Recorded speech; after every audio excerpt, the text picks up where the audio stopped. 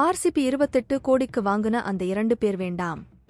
அதுக்கு பதிலா இவங்கள கொண்டு வாங்க. டாம் மூடி பேச்சு. யார் அவங்க வாங்க பாக்கலாம்.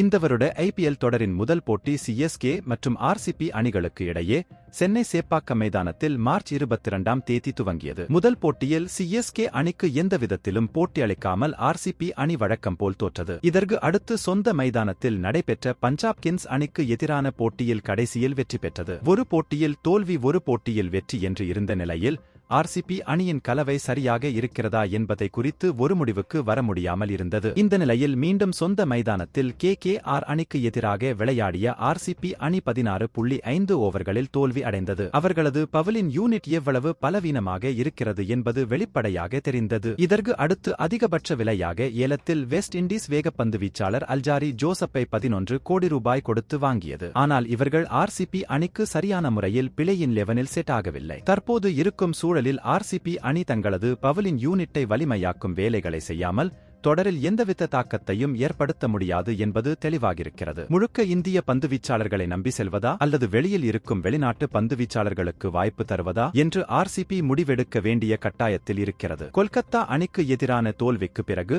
ட்வீட் செய்திருந்த இங்கிலாந்து முன்னாள் கேப்டன் மைக்கேல் வாகன் இப்படியான ஒரு பவுலிங் யூனிட் வைத்துக் கொண்டு ஆர்சிபி அணியால் கோப்பை மட்டும் இல்லாமல் வெற்றி பெறுவதே முடியாத காரியம் என்று கடுமையான விமர்சனம் செய்திருந்தார். அந்த அணியின் தற்பொழுது விக்கெட் டேக்கிங் பவுலர்கள் என்று யாரும் இல்லை. தற்பொழுது ஆர்சிபி அணியின் இந்த பிரச்சனைக்கு தீர்வு சொல்லி உள்ள ஆஸ்திரேலியாவின் டாம் மூடி பேசும் பொழுது வெளியில் இருக்கும் வேகப்பந்து வீச்சாளர்கள் நியூசிலாந்தின் லாக்கி பெர்குசன் மற்றும் இங்கிலாந்தின் ரீஸ் டாப்லி இருவரும் பிளே-இன் 11இல் வரவேண்டும் என்று கூறியிருக்கிறார். இவர்கள் இருவரும் வரவேண்டும் என்றால் தற்போது பிளே-இன் 11இல் இருக்கும் 17 கோடிக்கு வாங்கப்பட்ட கேமரூன் கிரீன், 11 கோடிக்கு வாங்கப்பட்ட அல்ஜாரி ஜோசப் இருவரும் வெளியேற வேண்டும் என்பது குறிப்பிடத்தக்கது. அப்ப அந்த 28 கோடி என்ன ஆகிறது என்று ஆர்சிபி ரசிகர்கள் வருத்தத்தில் உள்ளனர். கிரிக்கெட் செய்திகளை உடனுக்குடன் அறிந்து கொள்ள நியூஸ் கிரிக் சேனலை சப்ஸ்கிரைப் செய்து பாருங்கள். நன்றி, வணக்கம்.